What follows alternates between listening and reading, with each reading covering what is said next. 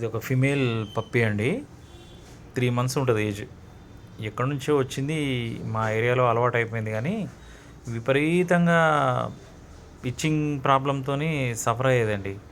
ఆ ఒంటికి ఆ స్కిన్ అంతా పోయి జుట్టు అంతా పోయి రాలిపోయి స్కిన్ అంతా కనబడేది. కంప్లీట్గా ఇచ్చింగ్, ఆ దురద తట్టుకోలేక రోడ్డుకి వేసి గీరుకునేది. అసలు దాని బాధ చూడలేక ఆ తడి ఉండడం కోసం కిస్కిన్ ఆయింట్మెంట్ రాసేవాడిని. న్యూమిక్ ట్యాబ్లెట్స్ 2 వేశాను. కిస్కిన్ ఆయింట్మెంట్ పెట్టేవాడిని ఒంటికంతా. పొడి ఆ బ్లీడ్ అయ్యేది. దురదకి గీరుకున్నప్పుడు బ్లీడ్ అయ్యి బ్లడ్ కూడా వచ్చేది విపరీతంగా. కిస్కిన్ ఆయింట్మెంట్ వల్ల తడి అయిపోయేది. ఈ పొడి కూడా వేసేవాడిని ఆ గాయాలకంతా. తర్వాత బర్త్ కంట్రోల్ ఆపరేషన్ కూడా చేయించా. ఇప్పుడు హెల్తీగా ఉందండి డాగ్. మంచిగా అయిపోయింది. ఇప్పుడు 6 నెలలు ఏజ్ వచ్చింది. యానిమల్ బర్త్ కంట్రోల్ కూడా అయిపోయింది. ఇంత సమస్యతో సఫర్ అయ్యేదండి ఈ బేబీ.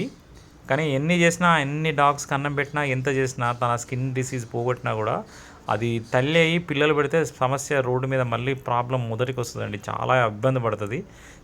యానిమల్ బర్త్ కంట్రోల్ చేయించానండి. ఇప్పుడు చూడండి అదే డాగ్ కంప్లీట్గా స్కిన్ ప్రాబ్లం అంతా పోయిందండి. హెల్తీగా హెయిర్ కూడా వచ్చేసింది.